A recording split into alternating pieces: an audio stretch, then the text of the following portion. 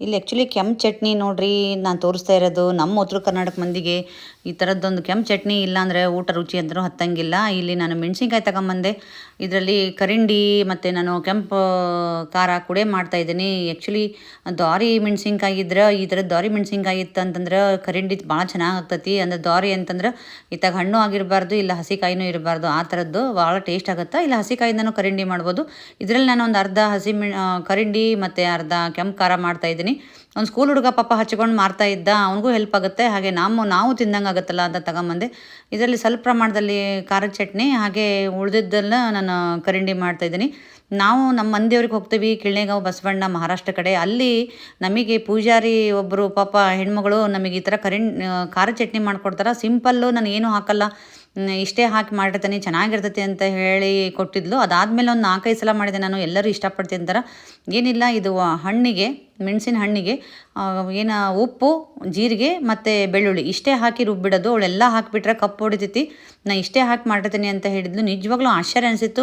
ನಾನು ಬಂದ ಮೇಲೆ ಒಂದು 3-4 ಸಲ ಮಾಡಿದ್ರೆ ಭಾಳ ಚೆನ್ನಾಗಿತ್ತು. ಎಲ್ಲರೂ ಕೂಡ ಇಷ್ಟಪಡ್ತಾರೆ. ಈ ವಿಡಿಯೋ ಅಪ್ಲೋಡ್ ಮಾಡೋ ಅಷ್ಟೊತ್ತಿಗೆ ಈ ಖಾರ ಚಟ್ನಿನೂ ಮುಗಿದು ಹೋಗಿತ್ತು. ಹಾಗೆ ನಾನು ಇದ್ರಲ್ಲಿ ರುಬ್ಬಿದ್ನಲ್ಲ, ಇದು ಪ್ರಮಾಣ ಕಡಿಮೆ ಆಗಿದ್ದರಿಂದ ಇದು ನುರಿಲಿಲ್ಲ, ಅಂದರೆ ಸಣ್ಣ ಆಗಲಿಲ್ಲ. ಸೊ ಅದಕ್ಕೆ ನಾನು ಸಣ್ಣ ಜಾರಲ್ಲಿ ಹಾಕೋಣ ಅಂತಂದೇಳಿ ಸಣ್ಣ ಜಾರಲ್ಲಿ ತಗೊಂಡೆ. ಅದರಲ್ಲಿರೋ ಬೀಜ ಎಲ್ಲ ನುರಿಬೇಕು, ಸಣ್ಣ ಆಗಬೇಕು ಅಂತಂದು ಹೇಳಿಬಿಟ್ಟು ಈ ಮಿಕ್ಸಿ ಜಾರಲ್ಲಿ ಹಾಕಿಬಿಟ್ಟು ನಾನು ಇದನ್ನು ಮತ್ತೆ ರುಬ್ಕೊಳ್ತೀನಿ. ತಿರಿಯಾಗೇ ಇರಬೇಕು, ಮತ್ತು ಬೀಜ ಮಾತ್ರ ಎಲ್ಲ ರುಬ್ಕೋಬೇಕು, ಅಂದರೆ ಚೆನ್ನಾಗಿರ್ತೈತಿ ಅಂತಂದು ಹೇಳಿ ಒಂದು ಗ್ಲಾಸಿನ ಬಾಟ್ಲಲ್ಲಿ ಹಾಕಿ ಇಟ್ಕೊಂಬಿಟ್ರೆ, ನಾವು ಹೊರಗೆ ಇಟ್ಕೊಂಬಿಟ್ರೆ 8 ದಿವಸ ಗಂಟಲೆ ಆರಾಮಾಗಿ ಇಡ್ಬೋದು. ಗ್ಲಾಸಿನ ಬಾಟ್ಲಿ ಒಳಗೆ ಅದಕ್ಕೆ ಇಡಬೇಕು ಅಂತ ಹೇಳಿದ್ದು. ನಾವು ಒಂದು 5-6 ದಿನ ಅಂದರೆ ಮುಗಿಸೇ ಬಿಟ್ಟಿದ್ವಿ ಇದನ್ನು ಅಂತ ಹೇಳಿದ್ನಲ್ಲ.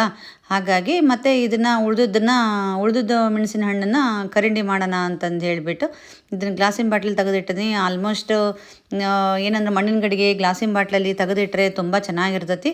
ಮತ್ತು ಕರಿಂಡಿ ಮಾಡ್ಕೊಂಡು ತಿನ್ನೋದು ಅಂತಂದರೆ ಎಲ್ಲ ಕಡೆ ಗೊತ್ತಿಲ್ಲ, ರಾಣೆಬೆನ್ನೂರು ಬ್ಯಾಡಗಿ ಸೈಡು ಕರಿಂಡಿ ತುಂಬ ಚೆನ್ನಾಗಿ ಮಾಡ್ತಾರೆ.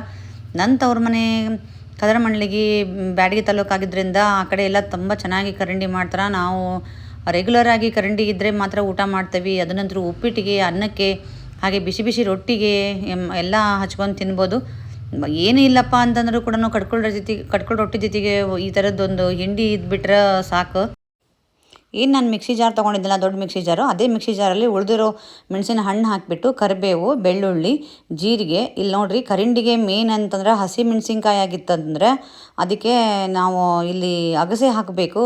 ಇದು ಕೆಂಪು ಮೆಣಸಿನ್ಕಾಯಿಗೆ ಅಗಸೆ ಹಾಕಂಗಿಲ್ಲ, ಬಟ್ ಕರಿಂಡಿ ಆಗುತ್ತಿದ್ದು ಏನಂದ್ರೆ ಅದಕ್ಕೆ ಅರಿಶಿನ ಪುಡಿ, ಮೆಂತೆ ಇಷ್ಟನ್ನು ಹಾಕಿಬಿಟ್ಟು ರುಚಿ ತಕ್ಕಷ್ಟು ಉಪ್ಪು, ಸಾಸಿವೆನೂ ಹಾಕಬೇಕು ಇದಕ್ಕೆ ಎಲ್ಲ. ನಾನು ಇದು ಸಣ್ಣ ಸ್ಪೂನಲ್ಲಿ ಮಸಾಲೆ ಡಬ್ಬಲ್ಲಿ ಇಟ್ಟಿರ್ತಾವಲ್ಲ, ಆ ಸ್ಪೂನಲ್ಲಿ ಒಂದು 2 ಸ್ಪೂನ್ ಹಾಕಿದ್ದೀನಿ, ಅಳತೆ ಇಟ್ಕೊಳ್ರಿ.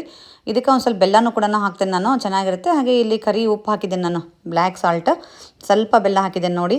ಇದೆಲ್ಲ ಹಾಕಿಬಿಟ್ಟು ಇದನ್ನು ಕೂಡ ಆನ್ ಆಫ್ ಮೋಡಲ್ಲಿ ರುಬ್ಕೊಂಬಿಟ್ಟು ಈ ಥರ ನೋಡಿರಿ ತರಿಯಾಗಿ ಇರ್ತೈತಿ. ಇನ್ನೂ ಒಂದು ಸ್ವಲ್ಪ ನೀವು ಬೇಕಂದ್ರೆ ನೀರು ಹಾಕ್ಕೊಂಡು ಕೂಡ ರುಬ್ಬೋದು. ಇದನ್ನು ಏನು ತೊಂದರೆ ಇಲ್ಲ. ನಾನು ಸ್ವಲ್ಪ ನೀರು ಹಾಕಿದ್ದೀನಿ ನಾನು ಇದಕ್ಕೆ. ಇದನ್ನು ಬಿಸಿಲಿಗೆ ಇಟ್ಟರಂದ್ರೂ ತುಂಬ ಚೆನ್ನಾಗಾಗ್ತೈತಿ.